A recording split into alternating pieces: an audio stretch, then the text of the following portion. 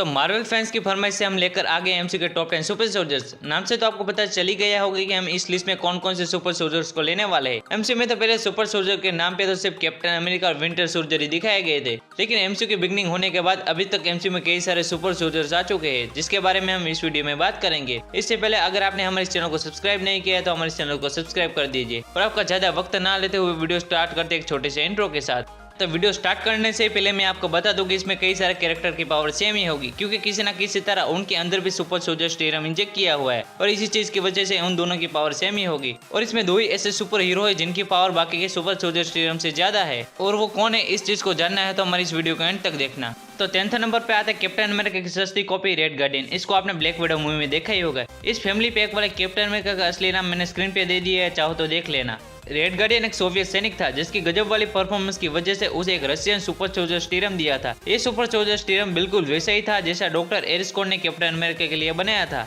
Red guardian ने कई सालों तक उसने रेड गार्डियन बनकर अपने देश की सेवा की, लेकिन कुछ टाइम के बाद उसे साइबेरिया में गुलाम बनाकर रखा गया था। और नेक्स्ट और 9th नंबर पर आता है अपने डाकू की टोली फ्लैक्स मेसर। इस ग्रुप को आपने falcon and the Winter soldier TV show में देखा ही होगा। ये भी एक सुपर सोल्जर ही है, लेकिन नए सीरम से बने हुए। ये super soldier serum power broker के नाम के ग्रुप ने बनाया था। ये सीरम टेस्ट होता उससे पहले जिसने इस सीरम को बनाया था वो डस्ट हो गया। बाद में वहां से फ्लेक्स मेसर ने उसे चुरा लिया और बन गए brand new individual super soldier. इन सुपर सोल्जर की पावर कैप्टन अमेरिका जितनी होती है, लेकिन उनकी बॉडी पे कोई इम्पैक्ट नहीं पड़ता जैसा कैप्टन अमेरिका की बॉडी पे पड़ा था। उन्हें तो बिना जिम जाए 6 पैक मिल गए थे। फ्लेक्स मेसर भी स्टीव रोजर के नक्शे कदम पे चल सकते थे, लेकिन उनका तरीका अलग था। फ्लेक्स मेसर चाहते तो वो शायद और भी ज्यादा अच्छा काम कर सकते थे।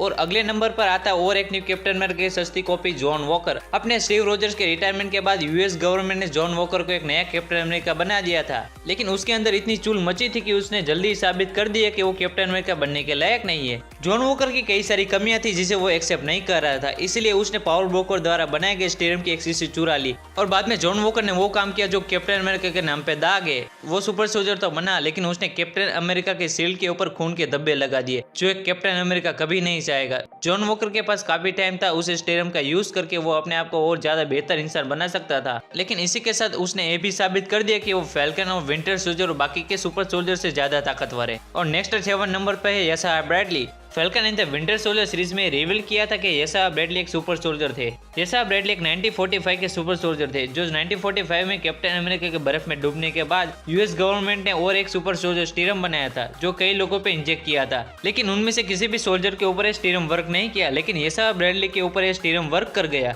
और बाद में यशा ब्रैडली को कई सारे मिशन पे भेजा गया था, जिसमें से एक मिशन में यशा ब्रैडली ने विंटर सोल्जर का हाथ उखाड़ दिया था, और इसी वजह से अपना बकी भाई अपना पिछवाड़ा धोने के लिए वाइब्रेनियम का हाथ यूज करता है। और जब यशा ब्रैडली का काम पूरा हो गया और गवर्नमेंट को जब उसकी जरूरत नहीं रही, तब गवर्नमेंट ने उसे कैद कर लिया और बाद में उसकी बॉडी पे एक्सपेरिमेंट किया कि उसकी बॉडी पे सीरम कैसे काम कर गया। और अगले नंबर पे रेड स्कल। इसको आप एमसीयू का फर्स्ट सुपर सोल्जर भी कह सकते हो, क्योंकि इसने एमसीयू में पहली बार सुपर सोल्जर सीरम को इंजेक्ट किया था। Captain America the First Avenger के इवेंट्स होने के पहले जॉन स्मिथ और doctor Abraham Erskine super soldier serum को और ज्यादा बेहतर बनाने के लिए काम कर रहे थे, लेकिन रेड स्कल को मची थी चूल और उसे सुपर सोल्जर सीरम पूरी तरह से तैयार ना होने की वजह से उसका ये हाल हो गया। रेड स्कल को कैप्टन अमेरिका की तरह सुपर ह्यूमन स्ट्रेंथ और कई सारी एबिलिटीज तो मिली, लेकिन उसे एक बड़ी कीमत चुकानी पड़ी। तो 5th नंबर पे कैप्टन कार्टर, जिसको आपने और मैंने व्हाट इफ सीरीज और doctor strange multiverse of madness में देखा ही था। इसमें तो कैप्टन कार्टर को कैप्टन अमेरिका से ज्यादा ताकतवर दिखाया गया, लेकिन ऐसा मुझे नहीं लगता। और रही इसकी ओरिजिन की बात, तो कैप्टन कार्टर को दूसरे यूनिवर्स में स्टीव रोजर्स के बजाय पेगी कार्टर को सुपर सोल्जर सीरम दिया जाता है। बाद में वो दूसरी यूनिवर्स की सुपर सोल्जर और कैप्टन कार्टर बनती है।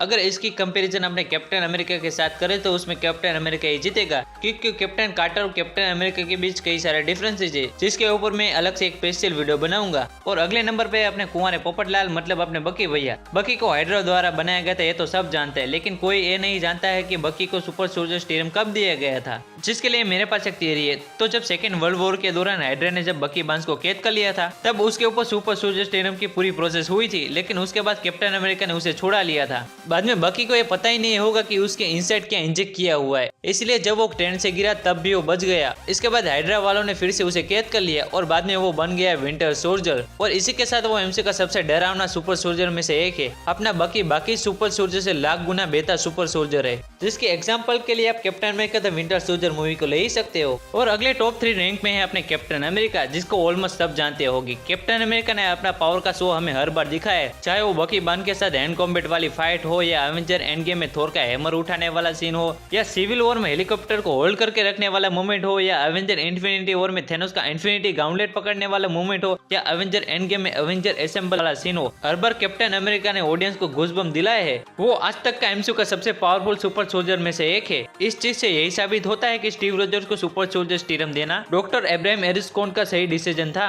और अगले फर्स्ट और सेकंड रैंक में है हल्क और अबोमिनेशन। अगर आप सच्चे मार्वल के फैन हो तो आपको पता ही होगा कि हल्क और अबोमिनेशन दोनों ही सुपर सोल्जर सीरम के साइड इफेक्ट से बने हुए हैं। तो जब अपना ब्रूस बैनर जब सुपर सोल्जर सीरम को बना रहा था, तब उसने सुपर सोल्जर सीरम में विटा रेडियंस को डालने के बजाय उसने गामा रेडिएशन डाल दिया था, और इसी साइड इफेक्ट की वजह से वो हल्क बन गया। और ये अबोमिनेशन की बात तो वो हल्क के ब्लड और सुपर सोल्जर सीरम के कॉम्बिनेशन से बना हुआ है। जब एमिली ब्लोंस्की ने सुपर सोल्जर सीरम और हल्क के ब्लड को मिक्स किया, तब उसे लगा कि उसे कैप्टन अमेरिका और हल्क की दोनों की पावर मिलेगी, लेकिन उसके साइड इफेक्ट की वजह से वो जमीन पे चलने वाली मछली बन गया। ओवरऑल सारे सुपर सोल्जर में से अबोमिनेशन और हल्क सबसे ज्यादा पावरफुल है। और इसी के साथ अगर आपने हमारी 10 रिंग्स और मिस मार्वल के क्रिएशन और कैंग के बीच क्या कनेक्शन है ये जाना है, तो हमारी इस राइट वाली वीडियो के देखे। और टॉप 10 डीसी के ऐसे कैरेक्टर जो थेनोस को हरा सकते हैं ये जाना है, तो हमारी लेफ्ट वाली वीडियो के देखे। एंड अगर आपको ये वीडियो हमारी पसंद आई है तो इसे लाइक कर दीजिए, और भी ज्यादा अच्छी लगी है तो इसे शेयर और कमेंट करना ना भूले।